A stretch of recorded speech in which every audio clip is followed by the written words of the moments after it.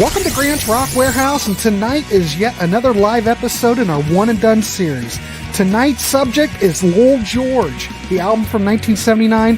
Thanks, I'll Eat It Here. Panel's here, we're ready, so let's get started. Grant is changing the world one track at a time on Grant's Rock Warehouse. Hey, welcome everybody. It's look at Johnny Metal hooking up the Lowell George prop. Gentlemen, welcome to the show. I want to welcome everybody watching tonight. Hopefully we'll get some more people. We're just trying to turn you on to some music tonight. And tonight we are talking Lowell George, the only album that Lowell did in 1979. In fact, when it was released, he passed away the next week or something. So yeah, pretty soon after. Pretty great. So if you know Little Feat, you know Lowell. In fact, if you know Frank Zappa, you'll probably know Lowell too. Right, BM Bolt? Exactly. Yeah, he didn't play with them very long. He's not on much stuff, a little bit. Yeah, like on one couple records, probably. Weasel. 200 Motels. And, but that's how he got his start. Yeah, but you know that whole story, right? Mm-hmm. Zappa heard Willin, and he thought, gee, many Christmas. I mean, listen to that song for one, and incredible songwriting, incredible song, and he thought that Lowell needs to go out on his own, for goodness sake. So, and there you have it. I don't think Frank wanted to record a song about smoking dope either.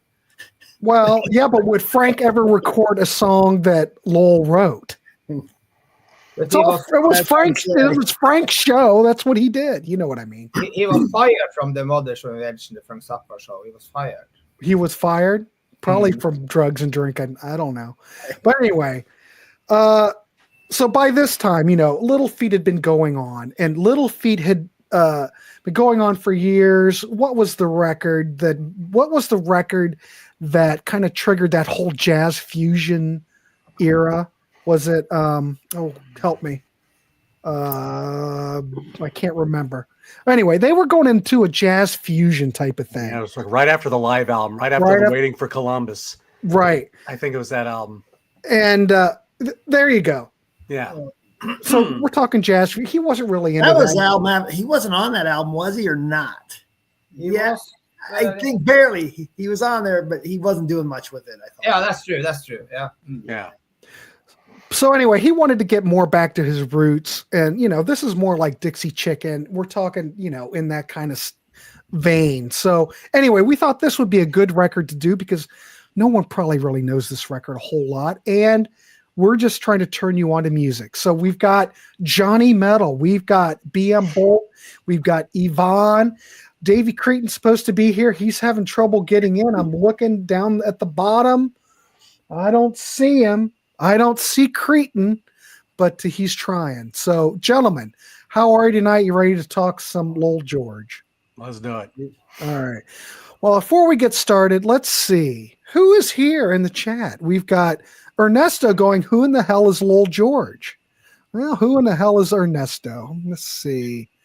Oh, yeah. Part of the Yvon fan club there. He's in that. Ernesto's just dominating. DJ Trish, nice to see you. How are you? Webb, welcome to the show. Linda Ronstadt loved him literally. There you go. Cape Cod Ken, how are you, Ken? Nice to see you. Stephen David, hello. And there's Trish again. Who else? Alval, hey, of course. You probably really dig this album. Oh, wait a minute. I think he's here. Oh, ladies and gentlemen, there he is. Davey Creton, everybody. Please applaud till after the show.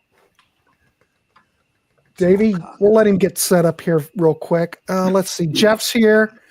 Jeff owns it. Very uneven album. So you know how we do this show. We'll all go through, give our spiel. We're going to give our rating out of 10, whether we recommend it or not, because we're all just trying to turn you on to stuff. Anybody who has heard this record or likes it or has an opinion on it, we want to hear your rating out of 10 when I say go. But that's not yet. Let us do our spiel first, and then we'll circle around. All right. Stephen David. Yeah, Davey in the house. He's here. Can you hear us, Davey? Check 1, 1, 2. Can you hear me? I can hear you. You sound great. Oof. Sounds wonderful. Thank goodness. DJ Trish says, after my friend Tom passed away, I couldn't listen to Little Feat. It was one of his favorite bands. How sad. Kathy Moore is here, and she's stalking. So I think that's good. I'm not sure if stalking's a good thing, but that's all right. We're going to go with it. All right. Let's get started. I'm going to go as I see it. We're going to go Johnny Metal, Byron, Yvon, Davey, and just give a brief 5-minute spiel. What you like, what you don't like, and your rating out of 10. Okay. And Johnny Metal, the floor is yours. All right. Well, I got this record store edition, so it came with an extra album of bonus tracks, outtakes, and alternate versions, and different things like that. I really got John the Music Nut to thank for getting me into this album, because we would talk about Little Feat quite often before we would start or after a show, and so I really wanted to learn the Little Feat catalog. So I have him to thank for getting this album. This is just such a fun rhythm and blues, soulful, bluesy, tender kind of an album. If you just need something to chill out to, man, I love this album. This really is a fun album. Even the outtakes and the different versions are a lot of fun to listen to. But you got the Alan Toussaint song, What Do You Want the Girl to Do? I think that's just a beautiful arrangement there. Honest Man, great track, got kind of a jazzy soul feel. Two Trains, which was featured on Dixie Chicken, so kind of a re-record of that. Can't Stand the Rain, kind of a nice rhythm and bluesy kind of feel. Let's see. Cheek to Cheek, you got a nice little Spanish feel with the harp going on. Easy Money, great kind of a slinky blues song here. Ricky Lee Jones song, actually. 20 Million Things, nice tender acoustic piano ballad. Find a River, another acoustic kind of a ballad. Himmler's Ring, very whimsical little fun track. I think it's a fun album. I could just listen to this thing all day long, and I have found myself listening to the Little Feat catalog a lot. And so for the most part, gosh, I'd give this an 8. But good Lord, I looked at the Wikipedia list for the musicians that's on this thing. I mean, man, there's like a who's who of studio musicians on this thing. Yeah. I only wish the vinyl gave a better description of who played what on which song. And it doesn't. But it's still a really well done. I think it's a well done thing. So, and we can always talk about the bonus track later. So, okay. That's my quick little spiel. All right, so you're going to go with an 8 out of 10? I'm going an 8, yes. Excellent. All right, cool. Excellent review. Thank you, Johnny Metal. Let's throw it over to BM Bolt. BM Bolt. What's your thoughts? Go with all of my notes here. This according to my notes, he died 4 months after he released this. Okay. That's 9 tracks on here. 5 of them are covers, and then the other 4, I think he co-wrote 3 of them and only wrote maybe 1 of them. I think that was, I don't remember which one he wrote by himself, but like John was saying, it's kind of just this real relaxing 70s rock R&B album. There's a lot of horns on this. Did Little Feat use horns much? I don't know, because there's a lot of horns on this. Nobody knows. Not as much. But I'm still kind of going through the catalog. So yeah, I mean, Little Feat was a band that, in the 80s, I picked up Let It Roll and Representing the Mambo, and that's all I really owned for a long time. And it wasn't until the last few years I started picking up the stuff. So I found the CD at a garage sale. Big shocker, right? But it's a Japanese. So this was I think the very first CD this was ever made on. Was the Japanese. Show me the back. 91. It came out.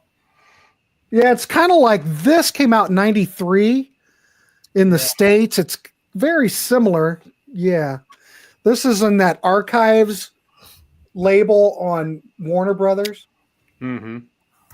I bet it's probably a clone. I bet it's a digital Grant clone. loves when people pull out the first pressings on CDs. So I do. I love do it. that.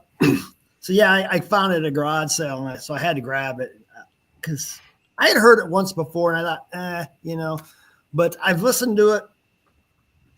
When I first got it, I listened to it a couple times, and that was a couple of years ago. And I've listened to it 3 or 4 times in the last couple of weeks. And it's really growing on me. So, the first track, What Do You Want the Girl to Do? I knew that as a Boz Scaggs track from Silk Degrees, and I always liked it on there. This is a little more stripped down, though, than Boz has got more of a elaborate production, I think, in that time period. This is a little more stripped down, but I like that. Honest Man, pretty good slow funk track. A lot of horns, some organs, a lot of female backing vocals on this album too. I noticed. The Two Trains was a Little Feat track originally. This one's a little different, I think, because it's got the original Little Feat track was more of an electric piano, where this was acoustic piano, so it's got a little different feel to it. I think I like this one a little bit better. It's more of a honky tonk feel, I think. Yeah, that's. I Can't Stand the Rain. I didn't know that. Did anybody? That was a hit, right? With this Ann Peebles, but I had never heard that before. That I can. I don't think I've ever heard it either. Okay. I know the song. It's very good. It's very good original.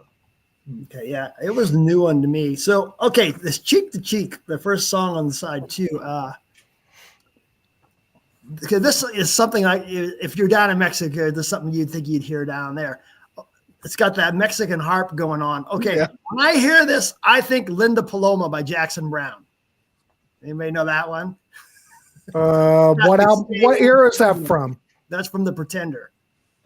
I got yeah. Okay. Yeah. It's got that same feel to it. I like it though. So, Easy Money, I thought was pretty good. A lot of horns on that. A pretty good slides guitar solo.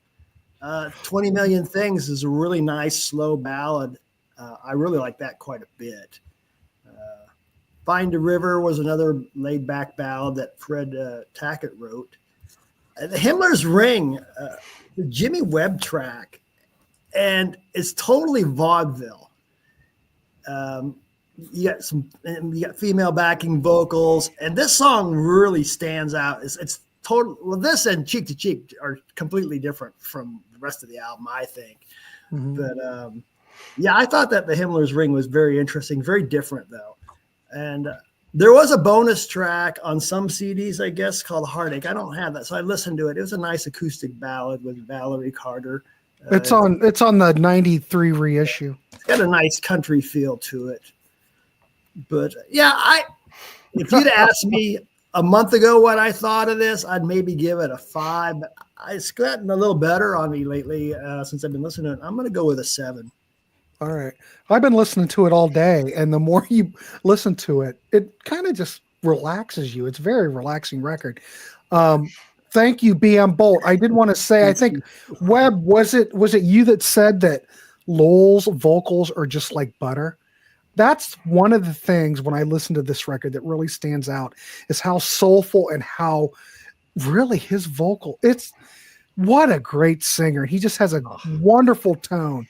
His vocal tonality is just as good as his slide playing, ladies and gentlemen, because when he plays slide, you know who it is. Yeah. And phenomenal. And the other thing that people have been mentioning, of course, in the chat, that of course his health was declining. He had a lot of health issues. And of course, we all know that he passed away, but you cannot tell on this record, you know, he sounds great. Yeah.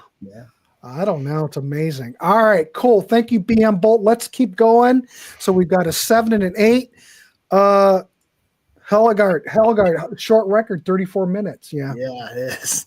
Yeah, it's very short. It's like a Van Halen record or something. The album cover, he's in a bathrobe, sums him up pretty much. He's like the Brian Wilson in 1979. All right, Yvon, welcome to the show. Nice to see you again. What are your thoughts on Thanks, I'll Eat It Here? First, I can say that I didn't know about this record, but I know that you posted it in the chat, and I saw it was Little Feat vocalist who have this record, and then I ordered it, and I got it maybe on vinyl maybe 4 weeks ago, and I played this a lot those 4 weeks. So Excellent. some weeks before Christmas. So I have written some stuff here. The first song, of course, is a cover song.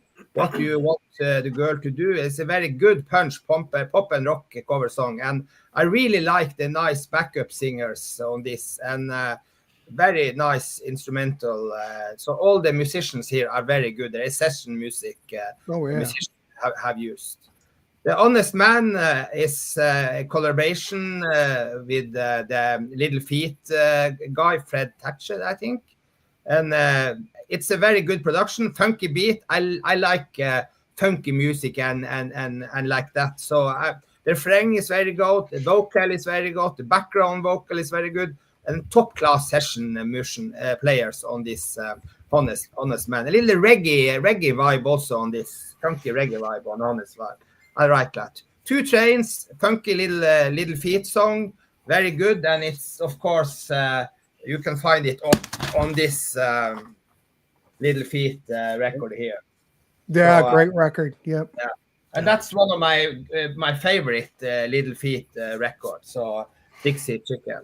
So I Can Stand the Rain, of course, is Ann Pebbles cover version. Ann Pebbles is a black female singer, and I don't have the original on vinyl, but I want to seek to find that. It's a very still funky song, and he has a perfect version of it. A little slower, a little not so high because she's a female and he's a man, but I like I Can't Stand the Rain. Also in the 80s, I think in the early 80s, Eruption and a German disco band, had a version of I Can Stand the Rain. Very funky, nice version. I have that on vinyl also. So that was the first time I heard that song. So that was the four song on the A side. The B side, this Cheek to Cheek, I first didn't like it so much, but I played it a lot, and of course it gets Mexican vibes, and I think it's a love song to a girl called Rosita, and I really like one of the lines they have written here, "'Cause you got my heart on permanent loan."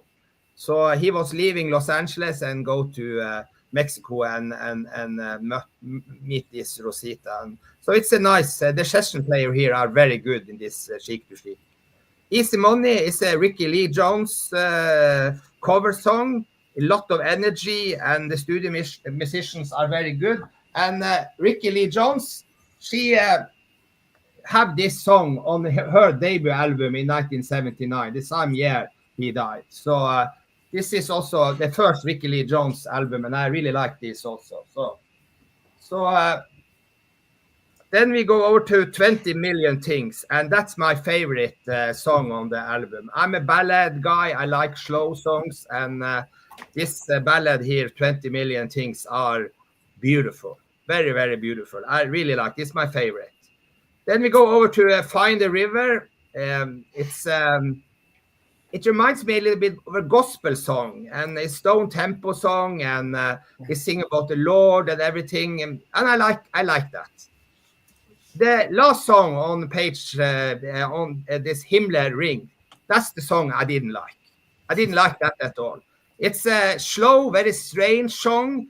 It stops after 1 minute and 48 seconds, and then it starts again. And you get this big band jazz feeling. I love jazz. Big band jazz is not my favorite. And it's written by an American songwriter and composer and a lyric guy called Jimmy Webb, this Himmler's Ring. But it's a strange song. I didn't like it so much, but all the other songs, and my favorite, of course, is the 20 Million Things. So, but the bad part and the sad part of this, that on this vinyl here, you have only those songs I mentioned, but when you have the CD, you have the bonus song, Heartache.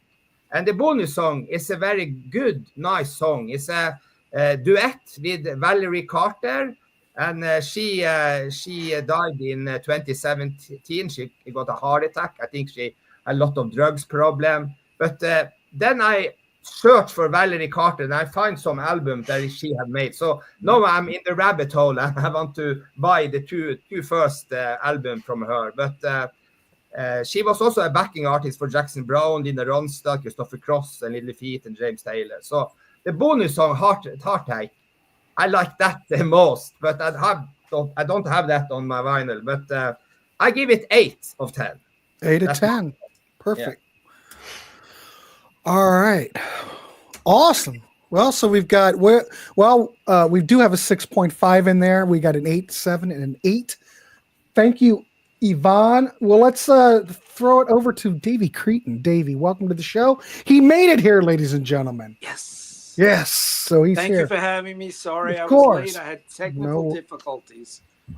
No this worries. album, I knew about this album working in the record stores in the late 80s because it never came out on CD in America. So the vinyl we sold for $20, $25 at the time. Then we got in the European import, which was like a $20 CD, and we were selling that. So the vinyl went down. We didn't charge as much for it because now it was on CD. Then it eventually came out in the 90s, like Grant said. To me, it's almost like a Steely Dan album because besides Lowell George himself playing on it, 41 guest musicians. And I'm not going to name everyone, but I wrote down a few of the highlights. And there's some Steely Dan connections here. Bonnie Raitt sings. Chuck Rainey, who's famous for playing bass on a lot of Steely Dan records, plays bass. David Foster, the producer and keyboard player, plays keys. Nicky Hopkins plays on here. Jim Keltner. Then you got a few guys from Little Feat, but they're on different tracks. You have Richie Hayward, Bill Payne, and then Fred Tackett, who was only a session guy with Little Feat, but later when they reformed in '88 for the Let It Roll album, that's when he became a permanent member. David Page from Toto, Jeff Porcaro from Toto, and J.D. Souther on bass and vocals. So those are like the big name musicians out of everyone. Now, Lowell at the time, he started recording the solo album, 78. Little Feat had just put out their seminal live album, Waiting for Columbus, the double album. And he wasn't happy with the direction of Little Feat. He thought it was going a little too jazzy. So he did a throwback album to the sounds of Dixie Chicken, their third record. That's why he covers 2 trains on here. And I like this version better. It's more expanded. I think the Little Feat version is about 3 minutes, and this one's 4.5 minutes. So I like this version better. And it's a short album, like you guys said. Lowell produced it all. So he was sort of like Becker and Fagen. He had his own vision, and this is what he wanted. The first side, I think, is great on this record. The first song, What Do You Want the Girl to Do, the Alan Toussaint song. It's funky, it's catchy, it's a really good album opener. And like you guys said, Yvon said this, the backing vocals, there's the double live album, the famous album. That was the big seller on vinyl back in the day when I worked in the used record store. That was their big seller. The opening number is mid-tempo, but it's an upbeat number. It sounds really good in headphones. A lot of ear candy there. You got to listen for carefully. And the vocals are soulfully delivered by Lowell. So it's a great opening track. Honest Man, which he co-wrote with Fred Tackett. Funky clavinet, I think it is that someone's playing. Really nice bass work highlights this song, and it fits in perfectly at the number 2 position. More great backing vocals, and the horns that are on this album are really good. And I'm not really a big horn guy, except for Chicago, maybe some Billy Joel, and another excellent lead vocal. 2 trains, like I said, I like this version better than the Little Feat version. Good piano playing on here. The funky rhythms, outstanding backing vocals again. Different lyrics on this song, too, which I found fascinating because I compared the versions. I A-B'd them. Different lyrics, not on the chorus, but on the verses. And the song length and the instrumentation set this apart. I think this version breathes more. I like it better. And the Ann Peebles song, track 4, I Can't Stand the Rain, co-written with her husband, Don Bryant, and a radio broadcaster named Bernie Miller, was a top 40 hit in 1973 for Ann Peebles. And this is a faithful version. Great lead vocals here from Lowell, and the backing vocals. I think it might be Maxine Waters or Walters who's doing it. She sounds really good. Maxine Willard is a backing singer. I think, yeah. She Okay, was a backing singer on Thriller also with Michael Jackson. I didn't write every name down because there are over 40 players on here. I wrote down dynamic horns punctuate this version. Dig the guitar solo in the middle of the song here. And Tina Turner also covered this on her Private Dancer album in 1984. And she had a hit with it overseas, just not in America. It was a European single that popped in certain countries, but not in the US. It wasn't one of the big singles from the album. Then we go to side 2, which I think is where the album goes down a little. Cheek to Cheek, I do not like. The only good thing about it, it's the shortest song on the record at 2.5 minutes. It's a co-write with Van Dyke Parks, who's famous for working with, I think, Brian Wilson and the Beach Boys. He's done his own records. And a guy named Martin Kibbe, which is a pseudonym for Fred Martin. And I just don't like the sound of this for some reason. It reminds me of a song from the Better Than Ezra album called Rosalita, which has that Mexican Spanish vibe, which I like better than this song. I think it's a bad choice to start off side 2. Definitely my least favorite song on the record, or tied for that. Then we go to Easy Money, the Ricky Lee Jones cover, 3.5 minutes long. The odd thing about this is it came out the same week. Ricky Lee Jones' debut album came out the same week as Lowell's album.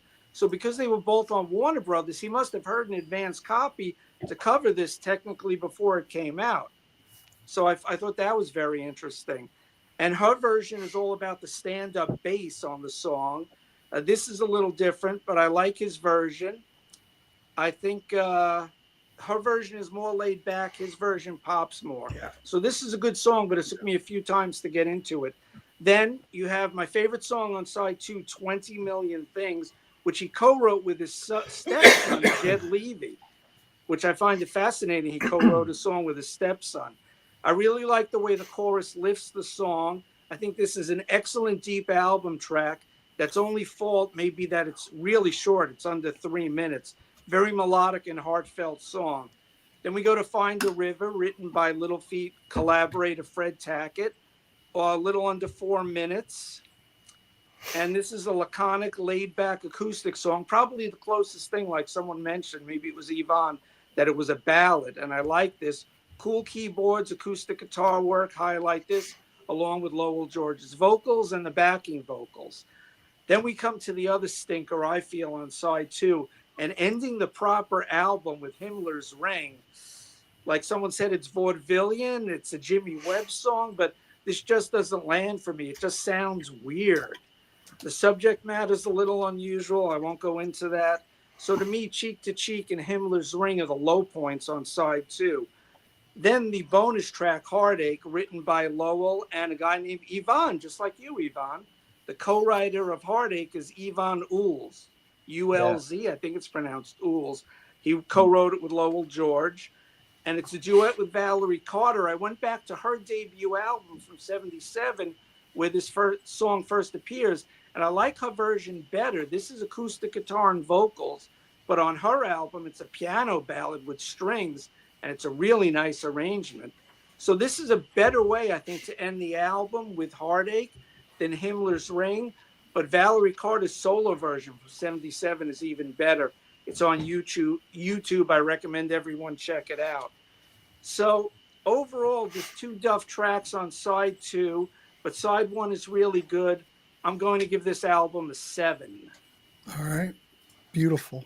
And I agree, this Valerie Carter, I saw she has the first album in 77, Just a Stone, and Wild Child in 70-80. And she have a cover of Old Child, and that is very good, and a song called Crazy. So she had 2-3 albums, and then she have some more CDs. But I think Heartache should be the last song instead of Himmler's Ring. Exactly, I totally agree. Yeah, then it'd be a perfect album. I think probably one of the things that plagues this album is that everybody expects it to be a Little Feat album. I mean, it kind of picks up where Dixie Chicken left off, but it's its own animal. And you almost have to look at it. Gosh, everybody's going to shoot me, of course, in the comments. You have to look at it and see how it stands by itself. Now, it has a lot of studio musicians on it. It's not any jazz fusion like, Little Feat became. I think the songs are good. I think people are often upset because Lowell George used to be like the huge songwriter in Little Feat, okay? Here he's doing a lot of covers. He has a lot of people co-writing with him. He's not in the best health, even though you can't tell. And I think a lot of people expected more. And I think it's a lot of times you just kind of have to accept and just take it for what it is. And for what it is, I'm going to agree with Davey. It's very much like a Steely Dan record to some degree. The production is great. The songs are great. Lowell George on here sounds wonderful. Like I said, his vocals, you wouldn't know the guy was having health issues. The slide playing of what's on it is beautiful. You have to hold on. Don't give any ratings because I can't read and talk. I'll ask for ratings here in a minute. But I mean, if you are a Lowell George fan, this is a must. I think people at the time it came out were a bit disappointed. I think this album is aged well. When I was looking for things, most of the reviews that I saw gave a very positive review. Yeah, it's not Little Feat. That's just Lowell George doing what he wanted to do. I do think that one of the best things he ever wrote is on this record. I think 20 Million Things, absolutely beautiful beautiful song. For me, that's worth the price of admission for this record. Maybe it's not exactly what you want. It's soulful, though. You get a lot of instrumentation. There's horns. That's probably why Marlon is vomiting in the corner. But I mean, if you look at it as a record and how it stands on its own, I think it has a lot to give. And, it's Lowell's last will and testament, ladies and gentlemen. It is what it is. Take it for what it is. Webb, I'm speaking the gospel to Webb. All right. So what I'm saying is, you've got Ernesto saying this album sucks because he won't listen to a record and come on here and talk about it. And of course, Marlon, we know the way Marlon is. He's going to badmouth everything that he hasn't heard.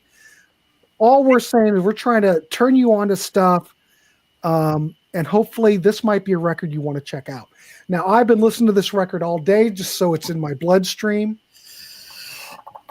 Right, exactly. So what I'm really saying is I think I'd probably give this, I think I'd be happy giving this a 7.5 out of 10. Good record, but is it a classic record? Not by any means. Is it worth having in your collection, especially if you're a Little Feat fan? 100%. So I'm going to give it a 7. All right, everybody. I want honest feedback from anybody who has this record or has heard this record. And like I said, we're just trying to turn people on. So yeah, Grant, I'm agree. Right, that's what Marlon does. He doesn't listen to anything and he just tears it apart. Okay. Well, the big thing about this record is all the session musicians. And there's so many of those, and they are so professional, and they are good on all the tracks. And we have G.D. Souther also. He plays bass and guitar. And James Newton, he was scoring a lot of music from Pretty Woman and other movie scores. So all the session music was so perfect. And he come in there with his voice and the song. So I think that I like Steely Dan also. It's good musicians also in background. So this is an album that's professional made. Very, very good album. Oh, yeah. I think one comment that was made here was Lowell didn't write a lot of stuff off this album, and there's a lot of covers. If you're able to track one of these record store days, let me just kind of share a little bit of stuff that's on this. So one of his kids, one of his boys, Forrest, gives a little talk. They have some nice stuff in the liner notes. And one thing he says here is, it seems like my dad wanted this record to be an homage of sorts to other songwriters and musicians that he enjoyed. It helped pique his son's own interest in both Alan Toussaint and Ricky Lee Jones's other recordings. So that's probably why this album has so many covers, is that this was really Lowell George kind of giving back to these people that he really liked and kind of wanted to do something, maybe add a little something to their career and just have some fun with. But I just kind of want to mention just some of the, if you do get this, what you can expect on the bonus album of tracks. So you get alternate versions of Easy Money, What Do You Want the Girl to Do, Two Trains, Honest Man, and then you flip the side over, you have a song called China White, which is a kind of a bluesy kind of a song there. Cheek, you get an alternate version of Cheek to Cheek. It's kind of without the harp. You get Heartache, which you guys got on your CD. You get an alternate version of 20 Million Things. You get a cover of Dr. My Eyes from Jackson Brown. Wow. So Wow, that's kind of cool. It's not as upbeat, it's not as fast as as what you hear Jackson Brown doing, but but Lowell does his own spin on it, and it's actually a really cool version. I kind of liked it. Roll 'Em Easy, which was also on Dixie Chicken, and it ends with another Alan Toussaint album song called Backyard Blues. Play Something Sweet. Really cool track. Learned something interesting about that song too. Before Alan Toussaint passed away, that was the last song he performed publicly. Was that song? But a lot of this stuff was all recorded in like 1976 into 1977. So there you go. That's just some of the extra stuff that you can get if you're able to track this record store version down. Excellent. Man, Johnny Metal bringing it. Thank you for the additional information. I didn't know it came. I wasn't even aware of that release, but that's what this channel's about. It came out in April of last year. Okay. Greg, I have two more bonus things we should talk about also. Feel free. Take it away. See on the cover, see behind him, you see the person. Let me make you big. Yeah. Go ahead, Yvon. So you see the personal cover, that's Marlene Dietrich at the left, and Bob Dylan and Fidel Castro. So this picture, the cover here, is based on a Monet painting from an old French painter from 1863. So I really like this. So you can see very close that you see Bob Dylan, Marlene Dietrich, and Fidel Castro. So that's a little Tinkerbell behind them. Yeah, maybe it's a Tinkerbell. I don't know what he or she is, but it's from it's a copy from the famous painting from 1863. Yes, a French kind name. Of a parody of it. I cannot speak French. I don't know the exact name. Yvonne's got a cutout too. I think the copy that I have is also a cutout. I think this record did not sell. I think it went right into the cutout bins. I mean, I remember seeing it back in the day. Of course, I didn't know who, Lowell George was. Little Feat was never a huge seller. I mean, I also can mention that this album here, Grateful Dead, I like this album. This is my favorite Grateful Dead album. This album was produced by Lowell George. He was the producer of Shakedown from 1978.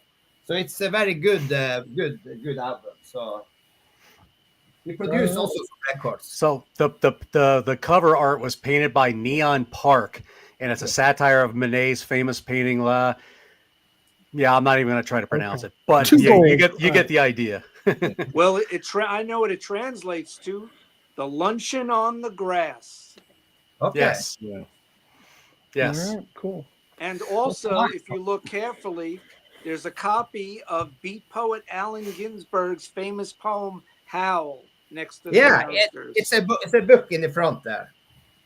All right, let's look real quick. All right, you can see it. Oh, right there's the book. Yep, I see it. Yeah.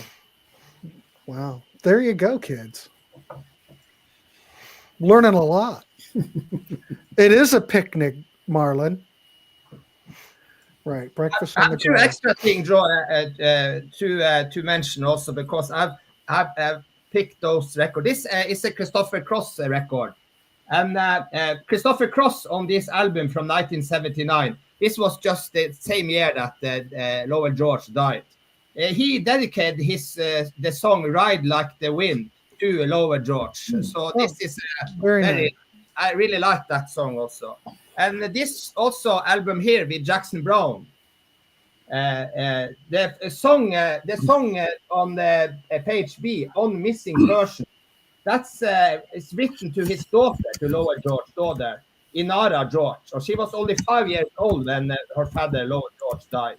So this is also a very nice connection to this album here. And I really like this Jackson Browne album here. It's my favorite Jackson Browne album. Byron, those are $2 bin records. I have them both, because they're in the dollar bin. I like them. They're good. Yeah, I there like you them. go. And now also- those dollar bin records are now $10 records. What? Go ahead. What? And Lowell George's daughter, that Yvon just mentioned, she's in the Bird and the Bee. She's half of that duo, indie rock duo. That's true. I never heard about them, and I saw it. I never heard about that group. But, Yeah, she has a nice lengthy write up in the thing here. But I think this was I like this to jump in one record and analyze and search for it. It was very fun, but it's a dangerous rabbit hole because you find other artists that you didn't have, and then you want to buy those records and everything. So it's going to be very expensive this year also. Yeah.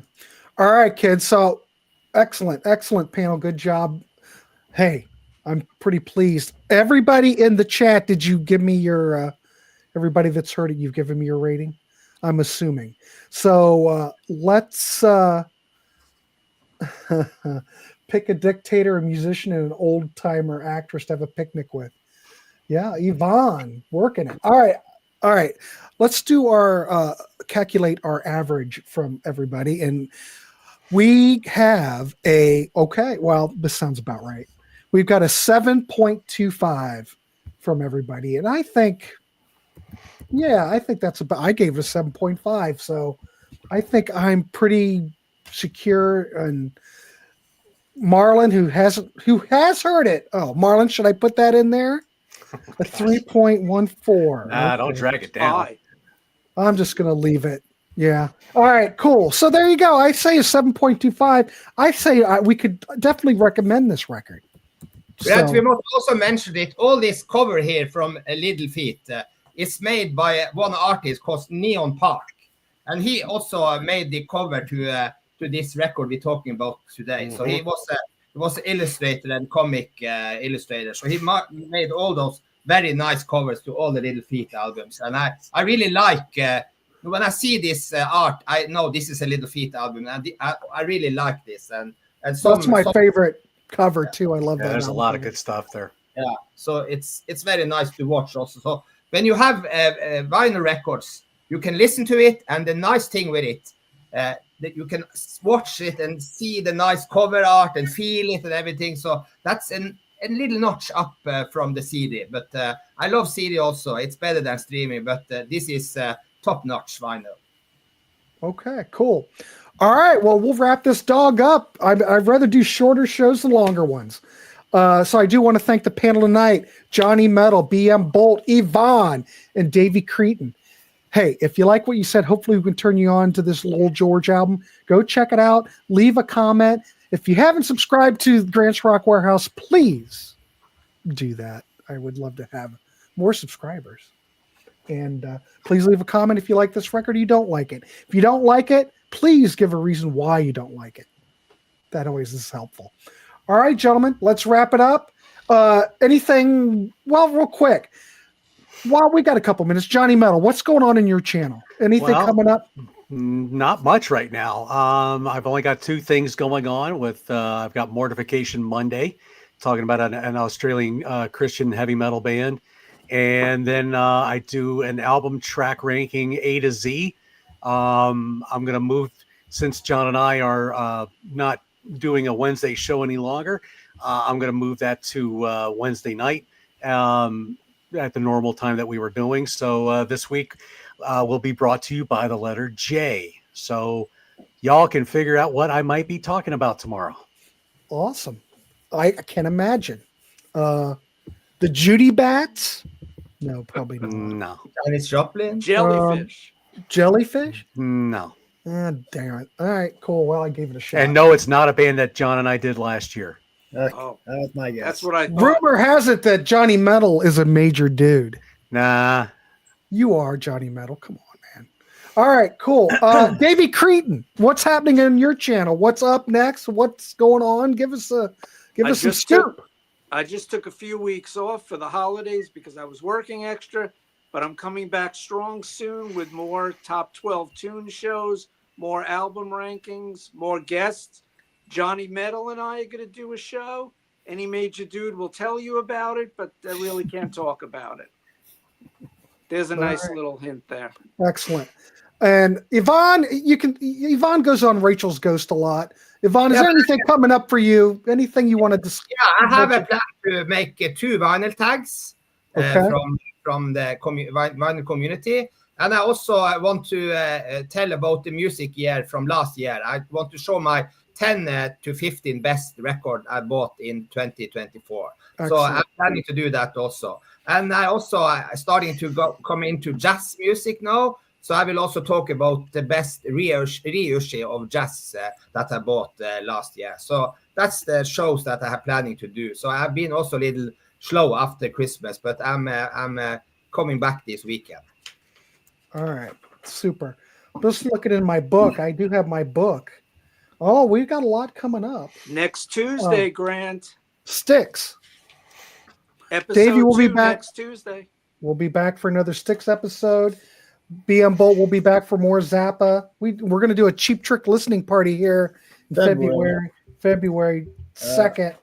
Also next Tuesday we're doing the Buy One and Done. Unless we're recording that, I don't know. Is that live? No, we do all those live. All One and Dones are live, baby. That's okay. So must be after the Stick show. Mm-hmm. And in February, we're going to have 1988, talking about 1988. We got a lot coming up in the warehouse. I do want to mention this tomorrow night. Schnee and I will be here. We will be live at 8 o'clock talking about the Kinks reprise era. We're just going to do a whole Kinks thing. So we're talking reprise era tomorrow. And then Wednesday on the Contrarians, the live show is back. We took off a couple weeks, take a break, but we'll be back tomorrow. And that will be 7 o'clock Eastern time. So lots of live stuff coming up. I'd rather do things live, get it all out of the way. Anyway, I want to thank everybody in the chat. Thanks for contributing. Thanks for joining in. I love it. All right, gentlemen. We will see you on the next one. And keep it clean and rat the rascal. All right, everybody. Time for bed here. Exactly.